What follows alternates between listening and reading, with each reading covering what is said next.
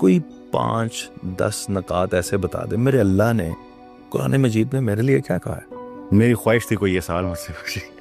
عزیز صاحب ایسے ہے، سب سے پہلے تو قرآن کریم کا اگر کوئی بھی اپنے آپ کو عالم کہے نا، تو میں کہتا ہوں یہ بہت ایگزاجریشن ہوگی. قرآن کریم کا کوئی اسٹوڈنٹ ہو سکتا ہے، اس کا عالم بہت مشکل ہے. وہ نالج نہ ختم ہونے والا ہے. میں ہر دفعہ ایک سورت پڑھتا ہوں، ہر دفعہ کچھ نیا اس سے سیکھتا ہوں. جی تو قرآن کریم ہمیں کیا کہتا ہے؟ دیکھیے ہماری جو شروعات کی سورہ بقرہ میں، اس واقعے سے جب اللہ تعالیٰ نے کہا کہ وہ اِذ قال ربک للملائکۃ انی جاعل فی الارض خلیفہ، میں زمین پر اپنا خلیفہ بنانے والا ہوں. جی تو فرشتوں نے کہا جو اللہ تعالیٰ کے حکم بجا لانے میں پلک جھپکنے کی دیر نہیں کرتے. پر انہوں نے یہاں پہ ایک سوال پوچھا کہ اب یہ تو زمین پر فساد مچائے گا، خون بہائے گا، آپ کی بڑائی بیان کرنے کے لیے تو ہم ہیں. تو یہ بڑا جینون بھی ہے. فرشتوں جتنی عبادت ہم کر سکتے ہیں؟ نہیں کر سکتے. تو اللہ تعالیٰ نے جواب میں کہا جو مجھے معلوم ہے وہ تمہیں نہیں معلوم. اچھا سر، انہوں نے کیسے کہا کہ یہ فساد بنا؟ انہیں کیسے پتا تھا؟ یہ اپنے اندر ایک بہت لمبی سٹوری ہے. یہ آدم سے پہلے ہم چلے جائیں گے. یہ سٹوری پھر بہت لمبی ہو جائے گی. اس کو کسی اور دن کے لیے رکھ. یہ سوال بہت ضروری ہے، اور مجھے بڑی خوشی ہوتی ہے جب کوئی یہ سوال پوچھے. مطلب وہ سوچتا ہے قرآن کریم پر کہ فرشتوں کے پاس غیب علم تو نہیں ہے نا. تو انہوں نے تو اللہ کچھ اب تفاسیر میں لکھا ہوا ہے، ڈفرنٹ بیان کیا گیا ہے کہ وہ جنات تھے، جنات کو دیکھا. پھر کچھ لوگ اعتراض کرتے ہیں کہ جنات اور نہیں سر، جنات کو جنات کا انسان کا کمپیریزن کیوں کیا جا رہا ہے. تو اللہ تعالیٰ نے جواب میں کہا جو مجھے معلوم ہے تمہیں نہیں معلوم. پھر انہوں نے حضرت آدم علیہ السلام کو کچھ نام سکھایا. پھر فرشتے سے کہا کہ اگر تم سچے ہو تو تم یہ بتاؤ. تو فرشتوں نے کہا کہ قالوا سبحانک، ہمارے پاس علم نہیں ہے مگر وہی جو آپ نے دیا ہے. پھر حضرت آدم علیہ السلام سے کہا کہ آپ یہ نام بتا دیں. تو حضرت آدم علیہ السلام نے وہ تمام نام بتا دیے. تو اللہ تعالیٰ نے کہا کہ میں نے تمہیں کہا نہیں تھا کہ میرے پاس علم ہے. کیا ہوا یہاں پہ؟ یہ تو ہمیں پورا مقصد ہمیں بیان کر رہے ہیں. جیسے قرآن کریم ہمیں وہ مین پوائنٹ بتا رہا ہے، مین نقطہ بتا رہا ہے. کیا ہوا یہاں پہ؟ مجھے اس کی سمجھ آئی پروفیسر ڈاکٹر جیفری لینگ سے. پروفیسر ڈاکٹر جیفری لینگ کون ہے؟ وہ کینساس یونیورسٹی میں میتھس کے پروفیسر ہیں. وہ کرسچن تھے، ایتھیسٹ ہوئے، اور ان آیتوں کا ایک پورا سلسلہ ہے جس پہ وہ مسلمان ہوئے. وہ کہتے ہیں اس کا مطلب یہ ہے کہ انسان کو ایک کیپیبلٹی دی گئی ہے، اور وہ ہے لرننگ. کیا؟ لرننگ، سیکھنا. سیکھنے کے لیے آپ کو کس چیز کی ضرورت ہے؟ انٹیلیجنس کی. انسان کے پاس یہ خصوصیت ہے کہ یہ لرننگ کر سکتا ہے، اس کے پاس انٹیلیجنس ہے، یہ اور چیزیں سیکھے گا. پہلا لفظ جو نازل ہوا آصف صاحب وہ کیا تھا؟ اقرا. پڑھو، سیکھو، انٹیلیجنس استعمال کرو، عقل استعمال کرو. یہ اس واقعے کا نچوڑ ہے. آپ ایک لرننگ بینگ ہے، اور اس واقعے کو آگے لے جا کے جو پروفیسر ڈاکٹر جیفری لینگ نے بیان کیا وہ میں بیان کرتا ہوں. دوسری امپورٹنٹ چیز بتائی، ایک آپ سمجھ لیں، ایک ہے انٹیلیجنس اور لرننگ ہے، اور اس کے میں آپ کو کچھ ثبوت ایک دفعہ بتا دوں کہ کیوں ہے. پہلی بات جو قرآن کریم سے آپ نے اٹھانی ہے، ریسرچ ہے، لرننگ ہے، انٹیلیجنس ہے. میں نے آپ کو سورہ انفال کی بھی آیت بتائی 22 نمبر. بدترین جانور کس کو کہا؟ وہ گونگے بہرے جو عقل سے کام نہیں لیتے. سورہ بقرہ میں ہی کہا اللہ تعالیٰ نے کہ خیر کثیر وہ ہے جن کو حکمت عطا ہو گئی. سورہ ملک میں اللہ تعالیٰ جب یہ قرآن کریم بیان کرتا ہے دوزخ کے حال کہ انہیں کس وجہ سے دوزخ میں ڈالا گیا، تو وہ کیا کہیں گے جواب میں آپ کو بتائیں؟ وَقَالُوا لَوْ كُنَّا نَسْمَعُ أَوْ نَعْقِلُ مَا كُنَّا فِي أَصْحَابِ السَّعِيرِ، کہ اگر ہم سنتے اور عقل سے کام لیتے تو ہم دوزخ والوں میں سے نہ ہوتے. جواب میں کہا جائے گا فَاعْتَرَفُوا بِذَنبِهِمْ. ابھی آپ نے اپنے اصلی گناہ کا اقرار کیا ہے. ذرا سوچیں ناصر صاحب، گناہ یہ نہیں کہا گیا کہ آپ نے یہ کیا وہ کیا. گناہ یہ کہا گیا کہ آپ نے عقل نہیں استعمال کی. یہ وہ میجر گناہ کہا گیا ہے. خیر کثیر اسے کہا گیا ہے. جو اسے نہیں استعمال کیا اسے بدترین جانور کہا گیا ہے. یہ وہ پہلی چیز ہے جو آپ نے قرآن کریم سے اٹھانی ہے کہ آپ نے انٹیلیجنس استعمال کرنی ہے، آپ نے ریسرچ استعمال کرنی ہے. اگر آپ گونگے بہرے ہو کے اندھے ہو کے کسی کی پیروی صرف شروع کر دیں گے تو آپ گمراہ ہو جائیں گے. آپ نے قرآن کریم پر تدبر کرنا ہے. میں مسجد میں کچھ دیر کے لیے بیٹھتا ہوں آصف صاحب، تو ایک حدیث بیان ہو رہی تھی کہ ایک ساتھ کا، ایک لمحے کا غور و فکر. کہ آصف صاحب ذرا سوچیں کہ یہ چاند اوپر ہے، گرتا کیوں نہیں ہے؟ اسے تو گر جانا چاہیے، اوپر جو پھینکتے گر جاتا ہے. یہ سورج گرتا کیوں نہیں ہے؟ یہ میں کیسے بڑا ہوتا جا رہا ہوں دن بہ دن؟ یہ میں درخت ایک سیڈ رکھتا ہوں، بیج رکھتا ہوں، اس میں سے 1000 کلو کا درخت نکل آتا ہے. مٹی وہی رہتی ہے، جگہ وہی رہتی ہے، کہاں سے آئے 1000 کلو؟ ایک لمحے کا جب میں غور و فکر کرتا ہوں، آپ کو پتہ ہے اس کا کتنا ثواب ہے؟ 60 سال کی عبادت کا. ایک جگہ ہے 80 سال کی عبادت کا، صرف سوچنے پر. صرف یہ غور و فکر کیا آپ نے. इतना इंटेलिजेंस की इंपॉर्टेंस है, इतना रिसर्च। फिर हम पूरी दुनिया में सबसे पीछे क्यों हैं? नहीं, अपने मेन पॉइंट आपने जितने साइंटिस्ट कोट किए मुझे सब गोरे हैं, पर इनकी बुनियाद किसने रखी? ये उसकी बुनियाद रखी इब्न हैशम ने, इब्न सीना ने, अल-खुरज़ामी ने।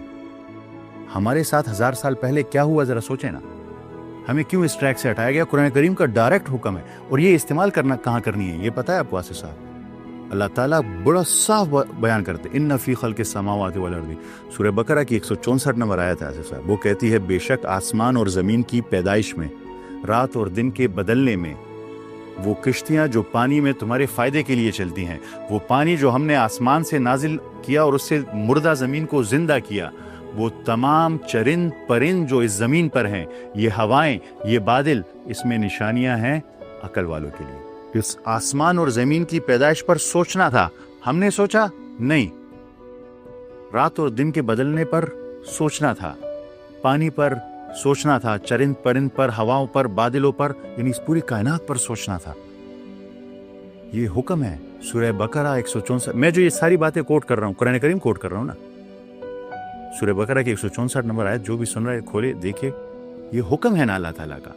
कुरान अल्लाह ताला की किताब है, हमने फॉलो किया नहीं किया ना, तो मतलब हम अपने डी ट्रैक हो गए ना उससे। आपने तो पहली चीज जो आपने उठानी है वो ये है अकल का इस्तेमाल करना, रिसर्च, सोचना, समझना, अल्लाह की कायनात पर गौर व फिक्र करना, इतना बड़ा।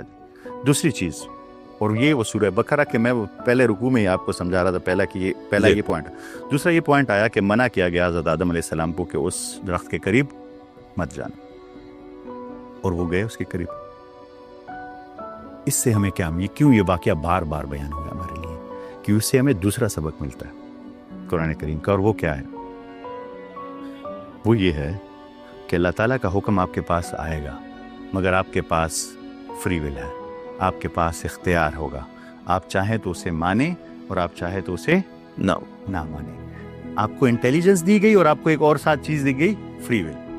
इंटेलिजेंस है आपके पास, आपकी मर्जी दिन रात स्क्रोलिंग पे लगा के बेकार में उसे जाया कर दें, या उसे इस अल्लाह की कायनात को समझने पर लगा दें, है ना आपके पास फ्री विल।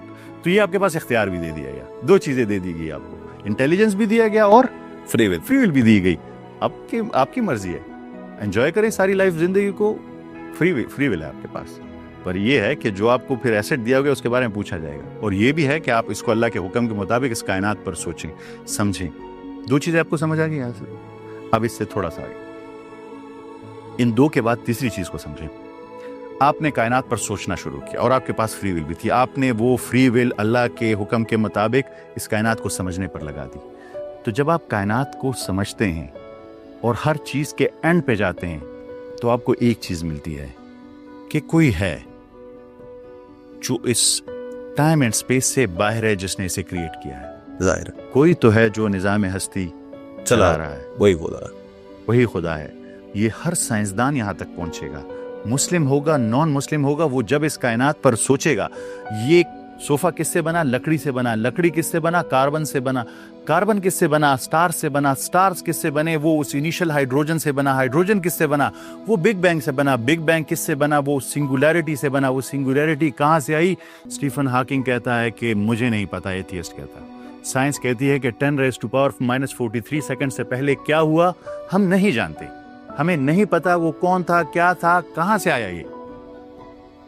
पर कोई तो है जो निजाम हस्ती चला रहा है।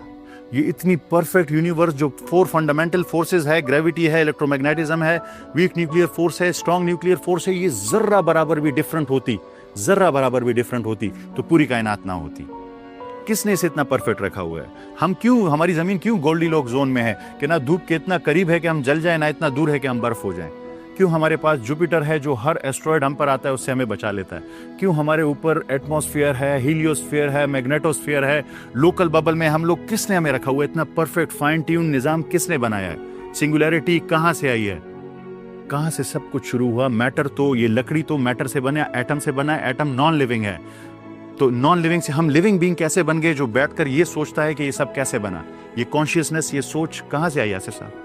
जब आप इस पर सोचना शुरू करेंगे तो आप उस पे जो पहुंचेंगे जिसे एरिस्टोटल प्राइम मूवर कहता है, जिसे फर्स्ट मूवर कहता है, कि कोई है जिसने सब शुरू किया है। तो आप पहुंचेंगे एक जात तक, اور وہ آپ سے مانگتا کیا ہے، اس پہ آپ کی تھرڈ چیز آئے گی. وہ آپ سے کیا مانگتا ہے آصف صاحب، کبھی سوچا ہے؟ واہ واہ واہ واہ.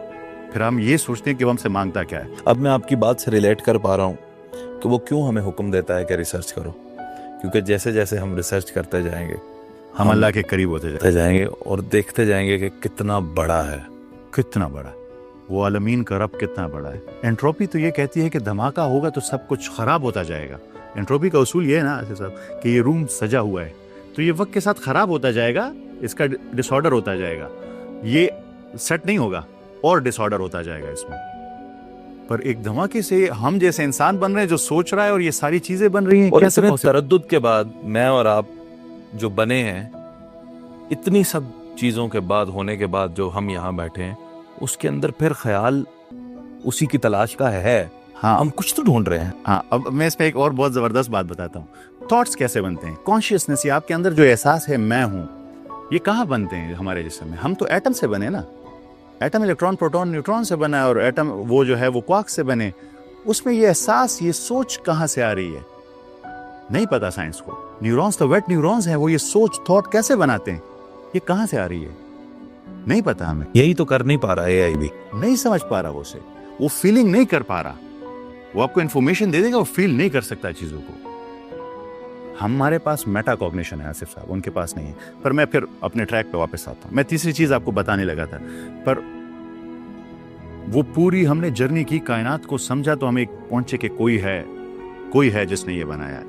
اور ہر ان بائے سائنسدان جو ہے، ہر ان بائے، وہ اسی کنکلوژن پر پہنچا ہے کہ کوئی ہے.